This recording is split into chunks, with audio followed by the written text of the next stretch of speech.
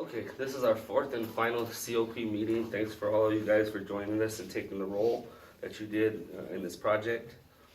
What we're going to do today is prepare a survey for the PBIS team to send out, what we talked about last time, to make it just like what we talked about, the type of things that we want in there, and then that way we can give it to them if they can send it out and we can move forward. So at the PBIS last meeting we had, they went over the data, and then actually our suspensions and everything's all down, especially special ed.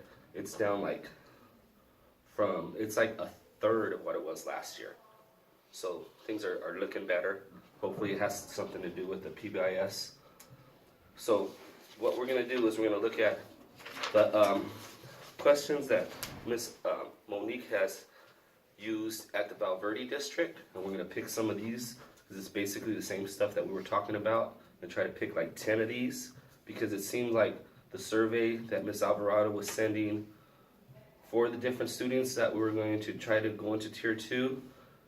I've been talking to some of the general ed teachers, and they're kind of like pushing back on it a little bit. They're saying it's too much, like there's too many questions, and it's like it's just too much. So hopefully we can make this to where it's doable, and then maybe talk in the next PBIS meeting about maybe making the surveys that she's sending out for each individual kid more condensed, not so lengthy. Oh, I forgot the book. Let's get a book to pass around as our speaking point. We'll just use one of these books. Alright, so there's a book. Okay, so as I give you the book, it's your turn to talk. Okay, so Ms. Monique, do you want to go over some of these things that you sent me? Yes. Or did you want me to go over the norms first? Yeah, the norms. I forgot, my bad. No problem. Our norms are to be respectful, to participate, speak when you have the book in hand, and to participate. To go into some of the questions that were discussed, just want me to touch on a few of them? Yeah, just go ahead and start saying some of them, and we can pick like 10 of these because there's 20. And maybe as we talk, we can pick like 10 that we think are good. Okay. So we have how supported do you feel you are by your administration? Do you feel you have good rapport with your students? Do you see a willingness in parents to collaborate with you and or administration? Do you have incentives or rewards for your students? What are some of the behavioral issues you see in your class? Do you feel your opinions or suggestions matter or are taken into consideration? Do you feel a sense of inclusion? Do you feel you are making a difference? When there is a discrepancy of any kind, how quickly are your concerns addressed and then resolved? Do you feel there are any changes or adjustments that can or need to be made in your classroom? Are the majority of your students passing your class? Do you feel the proper supports are in place to aid the success of students in your class? Are there additional services or training that you feel you need or can be provided for all staff members? If additional training was provided, would you be open to participate? Are you currently participating in any are you currently practicing any restorative measures or PBIS methods? If so, please list. At your site, do you feel a strong parental presence or involvement? What methods do you practice to build rapport with your students? Do you find it difficult building rapport with your students? On a scale of 1 to 10, how satisfied are you with current disciplinary measures? And finally, comments. Please leave any comments, concerns, questions, or explanations of answers in this area. Okay. I'm going to pass that way. So what do you think, like narrowing it down to 10, which one stuck out to you, which was maybe 10 that we could keep? Sure, so I think I have 4 or 5 starred. I don't think there's any of these that are necessarily bad, but I think some of them tell a better story when asking a teacher, so I'll start with the ones that I starred for myself. Okay. Number 2, I think it's one of the most important questions, maybe the most important question, and that's, do you feel you have a good rapport with your students? I think most people can admit that students do better when they feel safe and comfortable in an environment, and especially when they have somebody to perform with or perform for. I feel like a lot of my students in my classroom, the constant reward system, letting them know that I care, that I'm noticing them, that makes them act. And I feel like there's a lot of students that the reason they fall in the crack is because nobody's looking out for them. I also said that number 7 It's a pretty good question. Do you feel a sense of inclusion? I think this can be in your classroom with your students or when you're with your staff or your colleagues. I think there's a lot of ways to feel included on both the micro and maybe major levels. So I think it's a good question for us to ask and understand of our staff. Do you feel like you belong here? Because we want our students to feel like they belong here. Number 10 is another one I pointed out. It's a great question. Do you feel there are any changes or adjustments that can or need to be made in your classroom? I think it's important that we have that introspection in our lives and say something's not working, what do we need to change it? Is it something as simple as a seating chart? Is it our classroom isn't decorated enough? It's not fun enough? What needs to be changed? And I think a lot of times when it comes to teachers, everyone, we always think, it's not me, I'm doing everything right. But sometimes taking a step back and saying, well, maybe I'm not doing everything right and I can adapt and change, I think is a very positive step. My last couple I think are interesting. Number 15, are you currently practicing any restorative measures or PBIS methods? I feel like a lot of people wouldn't even know what that is. So for them just to ask is an important question. Those that are can talk about it, and those that aren't can say, well, no, but, and maybe they can discuss in maybe a more open comment area, no, but I'm doing this, this, and this. And it kind of maybe can help us understand what is going on in the classrooms if it's not that. And then finally, number 17, and this kind of goes with my first question, what methods do you practice to build rapport with your students? I think this is an interesting question as well. If a teacher feels like they don't have good rapport with their students, it may be hard to answer, but I think it could be a good way for us to look and say, hey, this is what is working. Maybe we can practice on those positive things. I know in my class, we have a lot of joking, we have games and stuff, we have 30 seconds of fun for every 5 or 6 minutes of instruction. That kind of keeps them on track. And I think it's a good way to build rapport, get them to know that I care and that it's not just sit down, fill out this worksheet, and go home. Like I said, I don't think any of the other questions are necessarily bad by any means, but I think that those are the ones that stuck out the most to me. Sounds good. Fantastic. Thank you.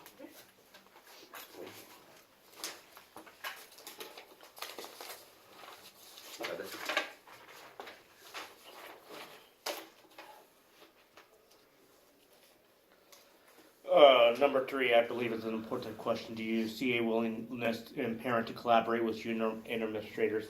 Aside from PE, this is the most crucial question because it's getting parents involved with their child's education process, along with us having the difficulty of we do reach out to the parents, but the parents never reach out back to us. So it's more like, okay, we sometimes get along with the kid or don't get along with the kid, but it's sometimes the parent that need to also contact us to let us know what's going on, because sometimes when we reach out, they just never reach back up to us. In the general sense, most of these questions are good, but it's more of, are these questions for us with the students, or are they more of questions of us with the administration? Because we also have to make sure that when we choose the question, we have to evaluate whether the question is more towards us reaching out to students, or more towards us and how administration feels about it in the general sense of asking those questions. Because sometimes we'll have different interpretation of how we're going to do this with kids, or how we're going to report this with administration on so forth, because there's going to be 2 different answers depending on your perspectives.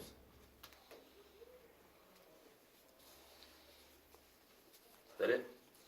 Okay, I think also what we can do is send the teachers the responses too. So after we send out the survey, send them the responses and they can see what everybody else is thinking. And I think that would be really helpful. What do you think, Ms. Monique? Yes, and actually to kind of answer your question, Mr. Zapp, is the questions are actually curtailed to address both.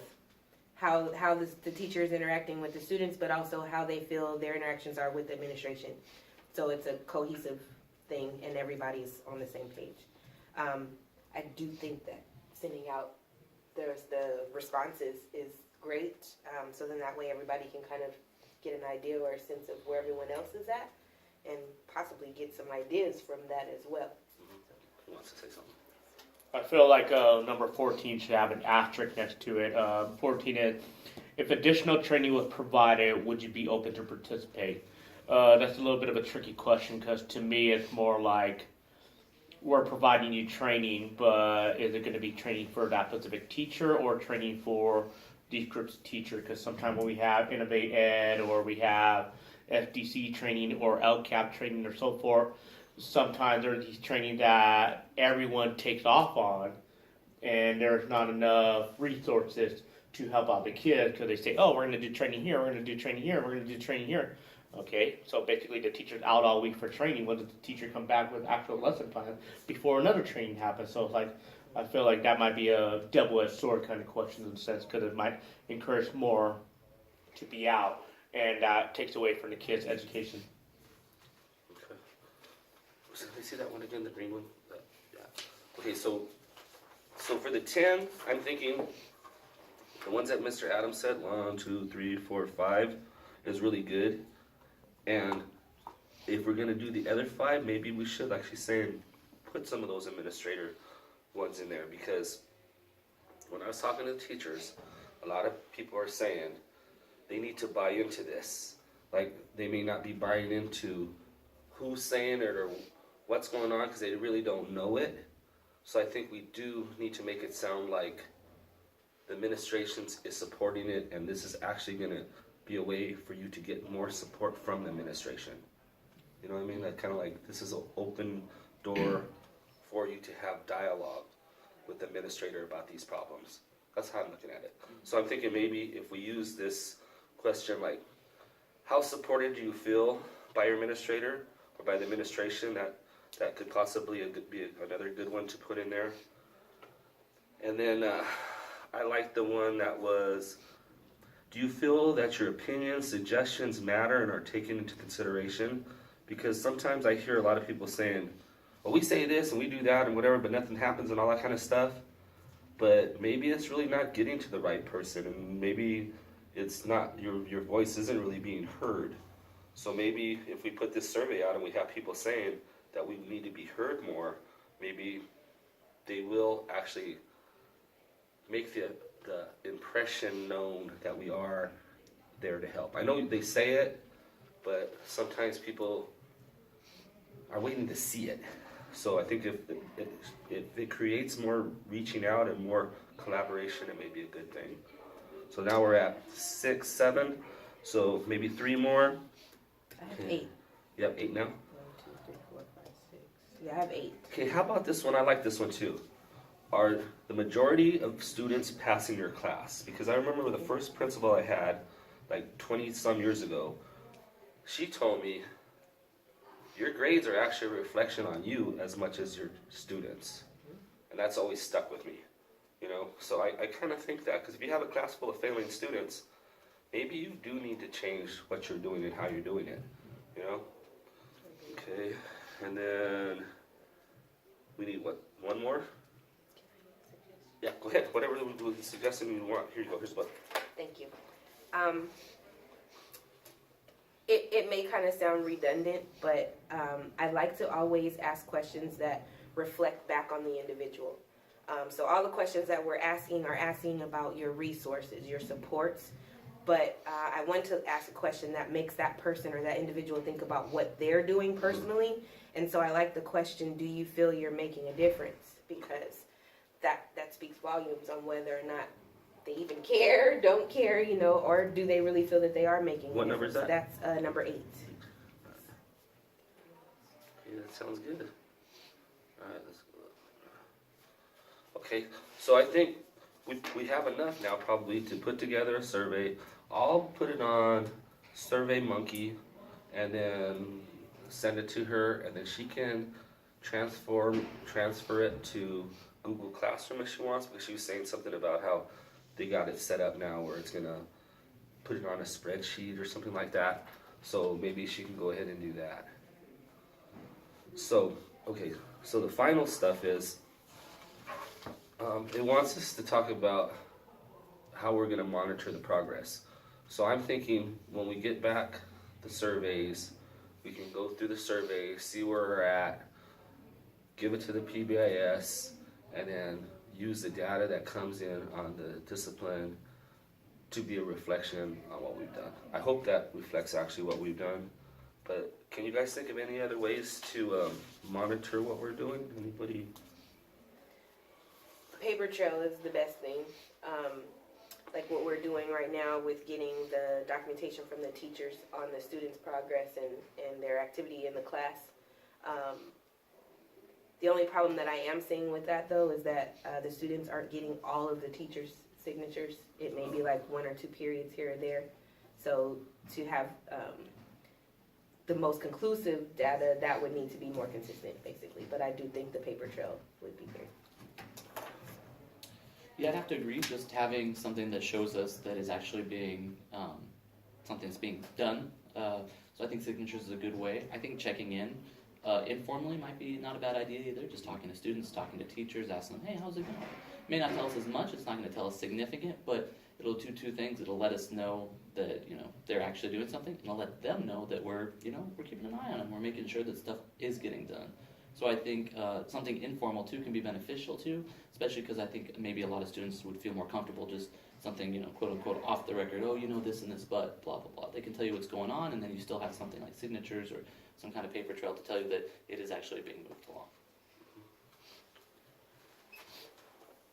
I agree with the signatures and maybe calling out the kid maybe 10 minutes before the period end to see how we're doing on a checkup or see what we're lagging in or behind on or if any other issues are arising from there. And then if that doesn't work, just call it a 30-minute meeting one day and have a counselor there, teacher there, a secondary teacher as well, just for some backup support or clarifications. All right, that sounds good to me. All right, so I guess that concludes this. We're going to create this Survey Monkey. I'm going to send it to her, see what she says, see if we put it in the Google Docs, and then we'll do a paper trail. We'll look at the data that comes in, see if there's any kind of discrepancies or if it's going to go up or down. So far it's been going down, so it sounds like PBIS is actually working. But the problem is a lot of teachers don't really understand it. So I think the more we put out there, the more we send them, I think the more they're going to buy in and actually understand what's going on. Because like you had said before, it's an ounce of prevention to avoid a pound of cure. And I think that is like really basically what we're trying to do here. So you want to have any last comments or have him finish it up with a report, or do you have any other comments? No, I think we covered You it. want to just give us a report? Absolutely. So we started with one of our main reasons for meeting today is we wanted to condense these PBIS questions. We had a set of 20 questions. We thought maybe too much. Let's try to see if we can reduce it down to 10. So we started by discussing our norms, then we went through the questions. I listed 5 or 6 questions I thought were good, and we went around and listed the questions we thought we were comfortable with. That included questions that were introspective on staff, how they feel, their connection to the administration, their connection to the students, a little bit of everything so we can know where everyone stands. We talked about the clarity of the questions. Coach Zapp mentioned question number 14, which regards training, if that could actually be kind of a double-edged sword, because even though training obviously is something useful, being out of the classroom can be a detriment, so something we need to balance, and maybe some of these questions could be clarified for our actual survey that we hand out. We also mentioned that it's important that we feel heard by administration, we feel heard, and our voices are not just ignored, or at least we know somebody's listening to them, and it's important that we monitor progress of ourselves and of our students. We discussed ways to make sure that students are following up with what they need to do, so we talked about potentially having signatures, meetings, both impromptu or maybe perhaps something scheduled with teachers and other people just to make sure everyone's on the same page. And then we finished with Mr. Armendariz mentioning that we're going to get these questions put together, clarify them a little bit, and then we'll be sending out that PBIS survey on, I believe, SurveyMonkey, and we'll get those results and see how that goes from there. Okay, Mr. Zapp, minutes, what time are we still going? Are we done, or what are we at? It is 4:06, and we'll be concluding this meeting in about a minute. This is our first attempt. We managed to get everything done right the first time on the video work and clicking the right button. Right, thank you, sir. All right, thank you, guys. Thank you. Is that it? Yeah, just gotta print